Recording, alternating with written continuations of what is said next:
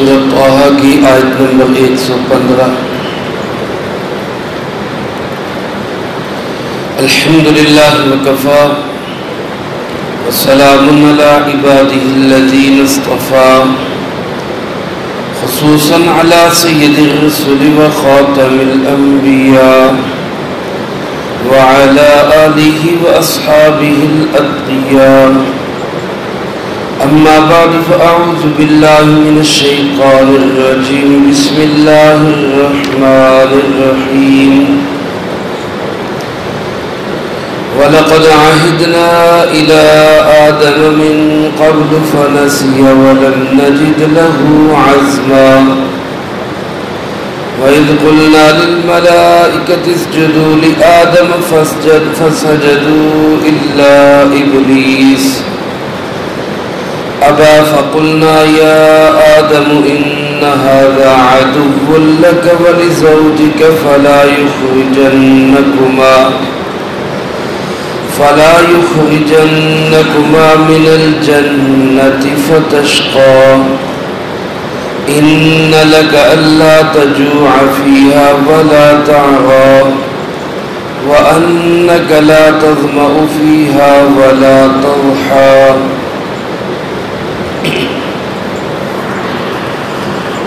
وَلَقَدْ عَهِدْنَا إِلَىٰ آدَمَ مِن قَبْلُ،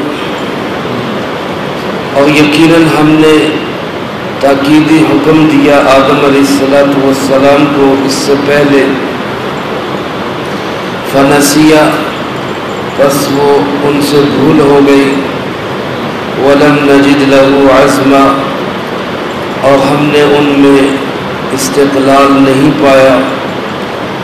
وَإِذْ قُلْنَا لِلْمَلَائِكَةِ اسْجُدُوا لِآدَمَ، اور وہ وقت بھی بڑا قابل ذکر ہے جب ہم نے فرشتوں سے کہا آدم کو سجدہ کرو، فسجدوا الا ابلیس، سب نے سجدہ کیا سوائے ابلیس کے۔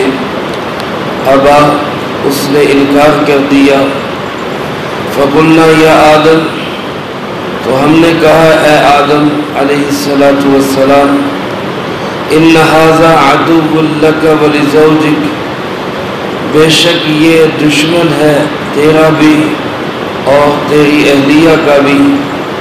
فلا یخرجنکما من الجنۃ فتشقى، بس کہیں ایسا نہ ہو کہ یہ تم دونوں کو جنت سے نکال دے اور تو مشقت میں پڑ جائے۔ ان لک الا تجوع فیہا ولا تعری، بے شک تجھے یہ فائدہ حاصل ہے کہ تو یہاں جنت میں نہ بھوک سے ستایا جاتا ہے نہ بے لباس ہوتا ہے۔ وَأَنَّكَ لَا تَظْمَأُ فِيهَا، اور بے شک تو یہاں پیاس محسوس نہیں کرتا۔ وَلَا تَضْحَىٰ، نہ ہی دھوپ ستاتی ہے۔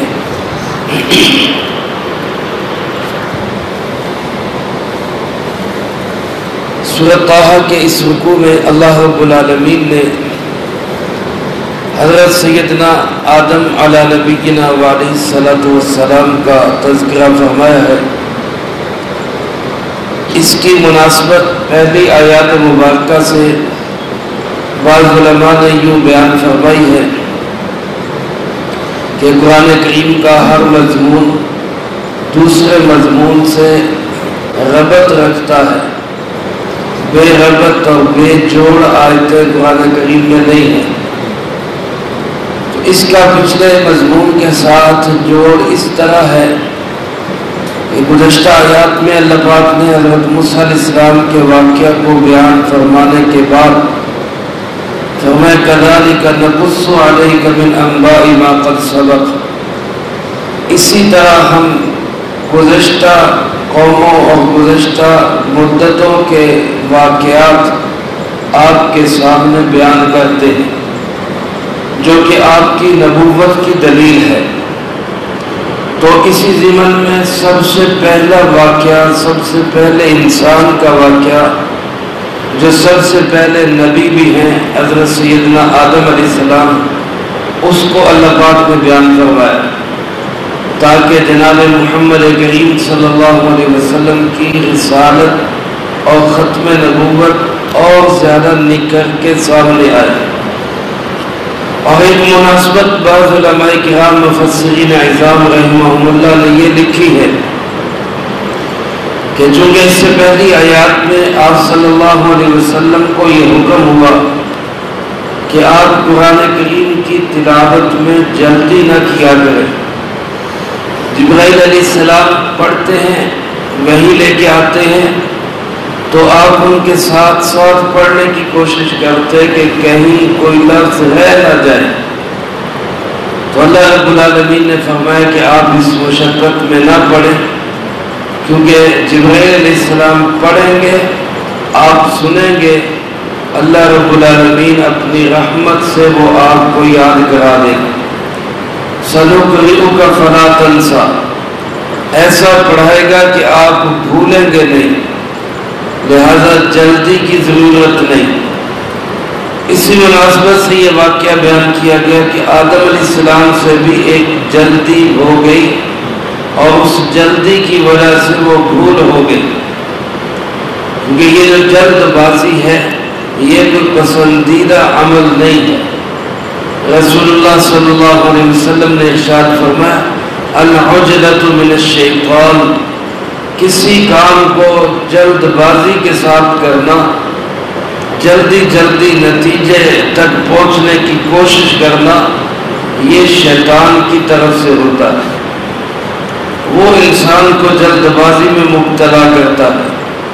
اور فرمایا والتوعدۃ من الرحمن، اور کسی بھی کام کو حوصلے کے ساتھ، سکون کے ساتھ، آرام کے ساتھ کرنا، یہ رحمان یعنی اللہ رب العالمین کی جانب سے ہوتا ہے۔ اس لیے آدم علیہ السلام کا یہاں پہ قصہ مختصراً بیان کیا گیا۔ اللہ پاک فرماتے ہیں وَلَقَدْ عَهِدْنَا إِلَىٰ آدَمَ، ہم نے آدم علیہ السلام کے ساتھ یہ معاہدہ کیا۔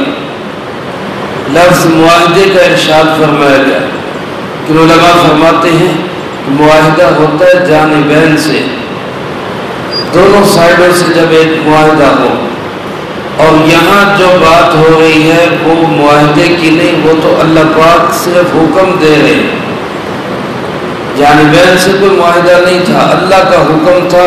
آدم علیہ السلام تو اس حکم کے ماننے کے پابند تھے، لیکن یہاں معاہدے کا لفظ اس لیے بولا گیا کہ یہ پکا اور یقینی حکم ایسے تھا جیسے کسی کا کسی سے معاہدہ ہوا، ایسے تاکیدی حکم دیا آدم علیہ السلام کو اللہ رب العالمین نے۔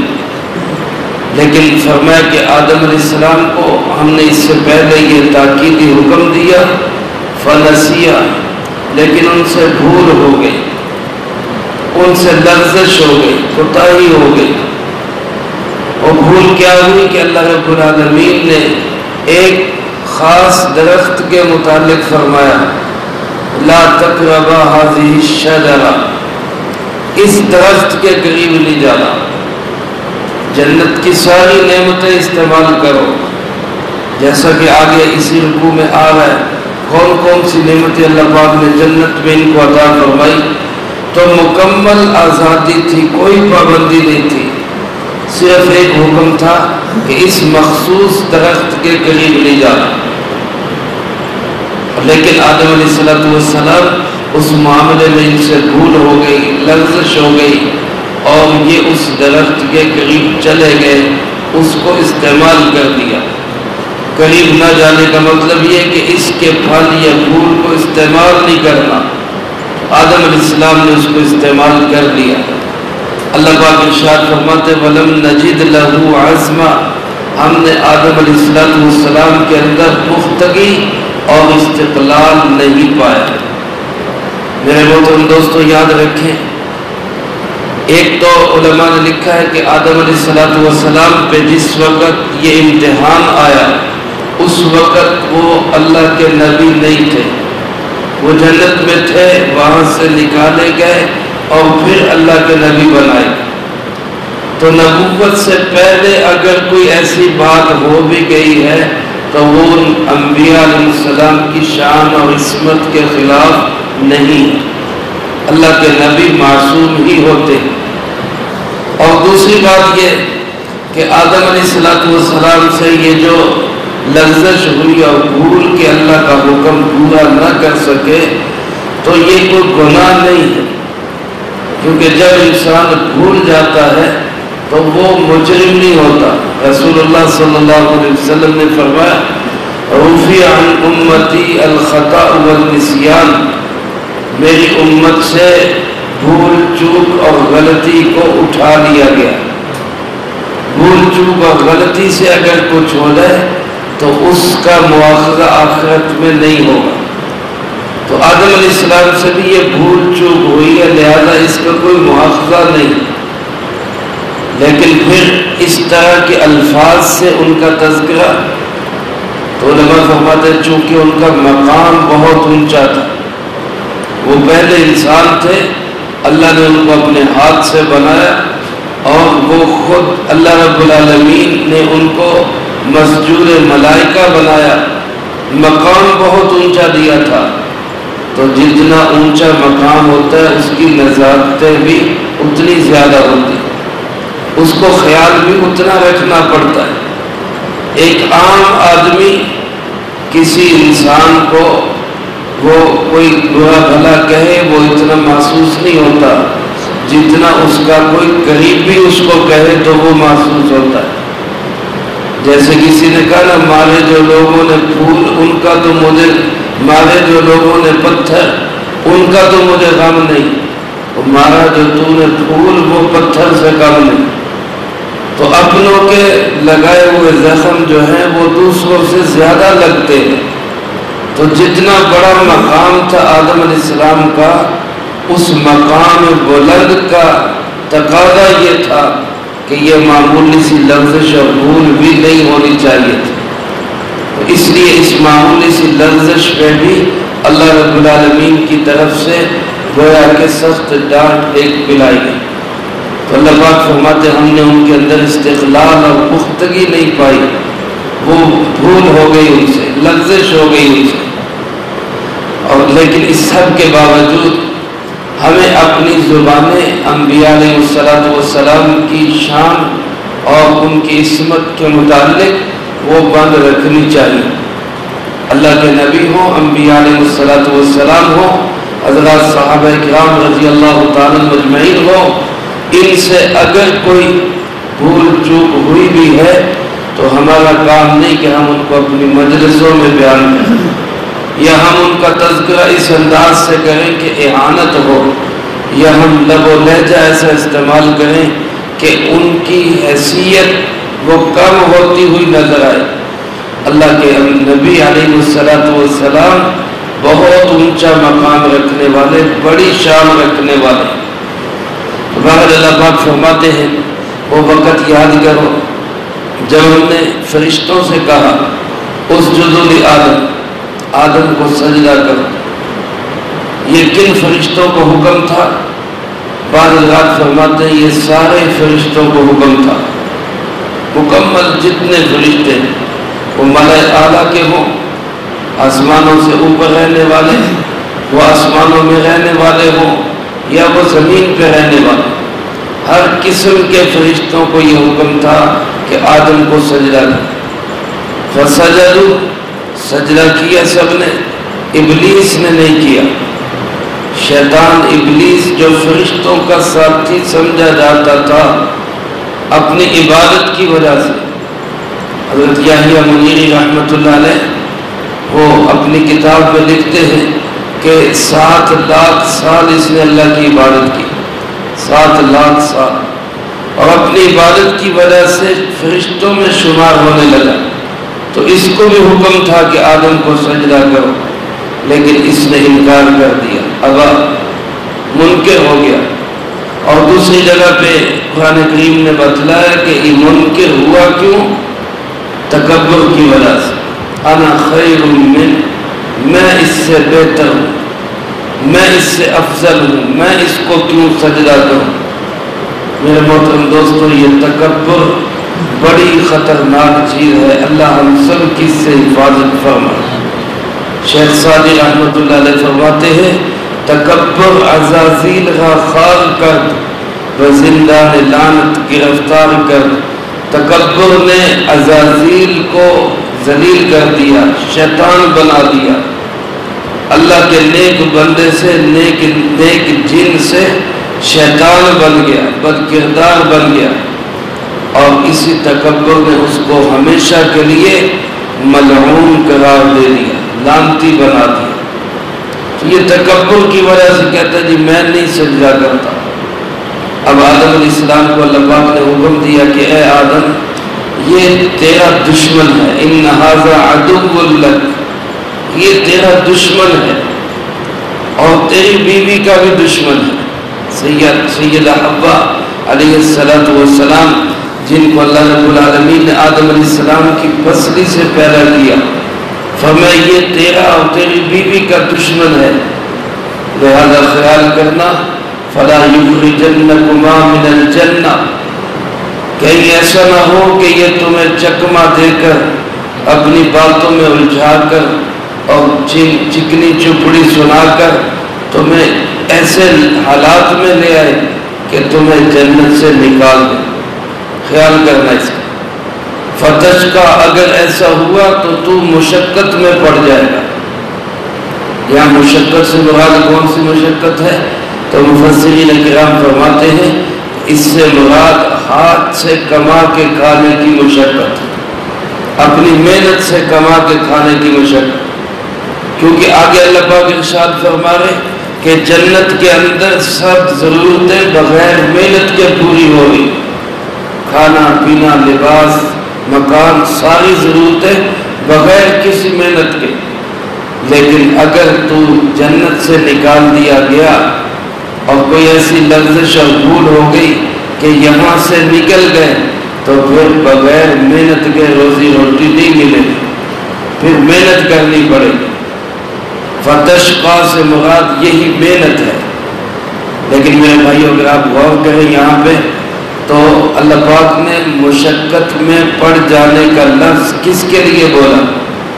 آدم علیہ السلام کے، حالانکہ پیچھے تذکرہ دونوں کا ہے، فلا یخرجنکما، تم دونوں کو جنت سے نکال نہ دے، آدم اور حوا دونوں کو جنت سے نکال نہ دے۔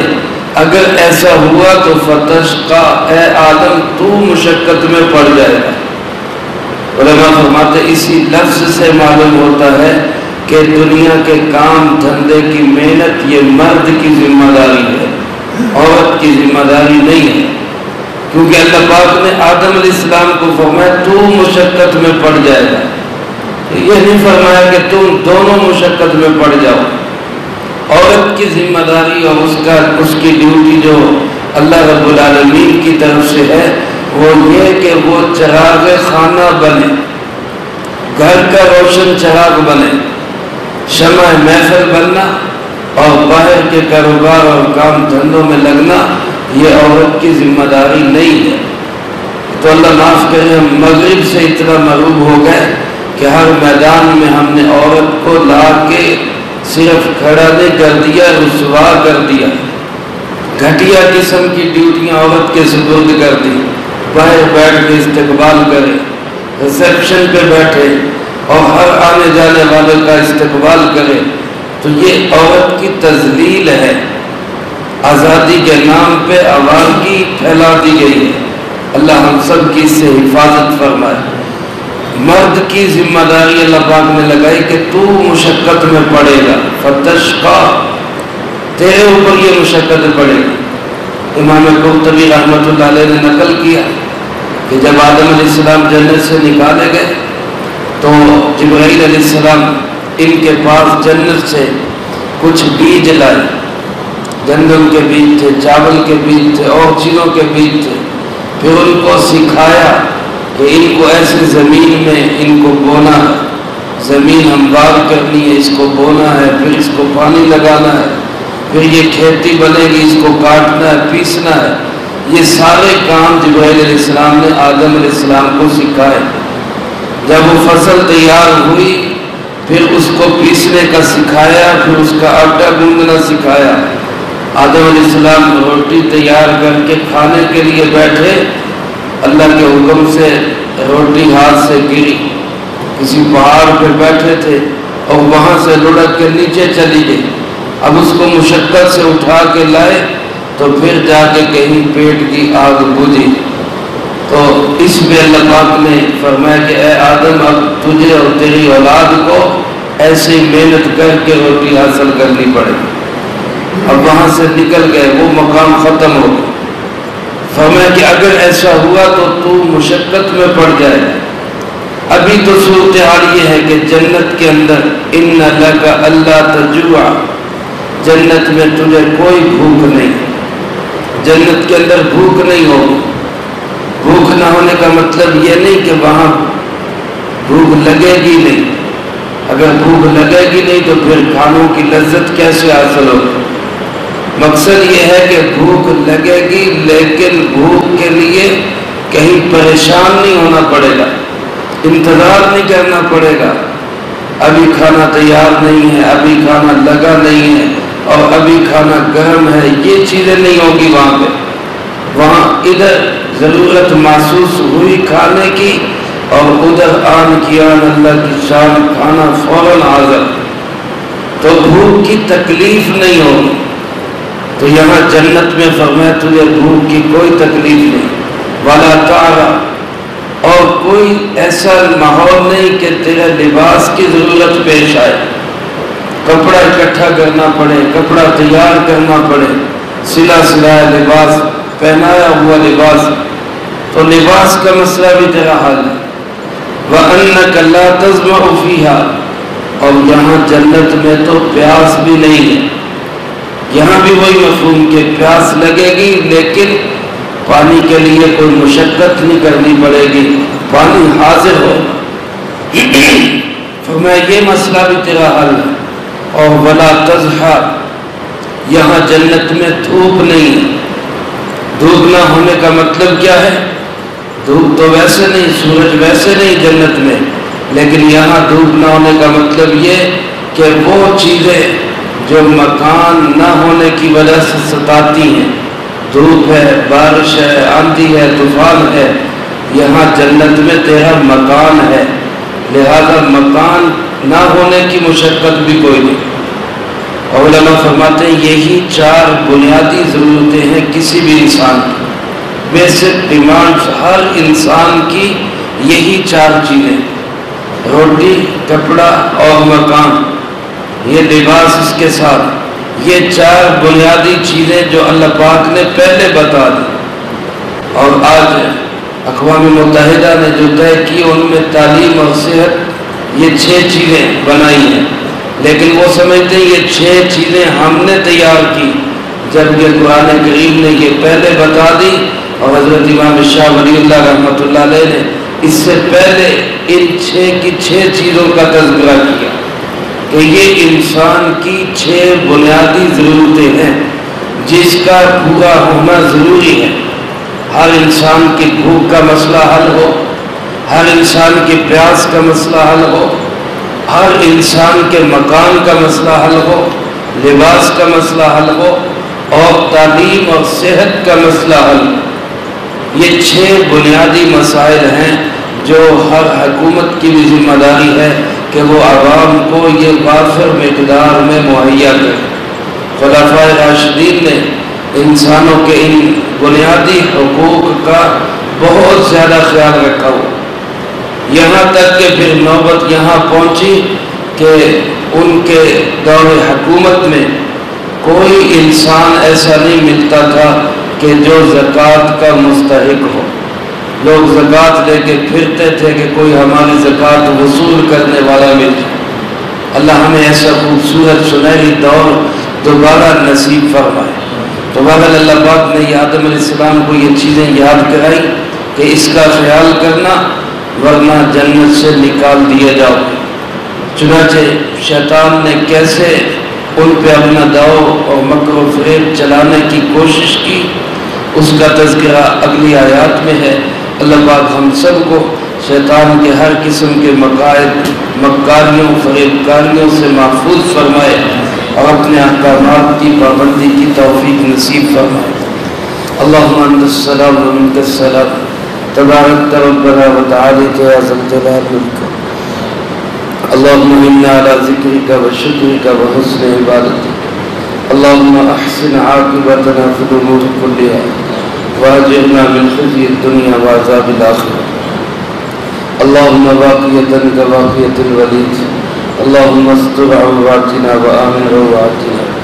اللهم إنا نجعلك في نحورهم ونعوذ بك من شرورهم. اللهم ربنا هب لنا من أزواجنا وذرياتنا قرة أعين واجعلنا للمتقين إماما. رب ارحمهما كما ربياني صغيرا. ربنا تقبل منا إنك أنت السميع العليم وتب علينا إنك أنت التواب الرحيم.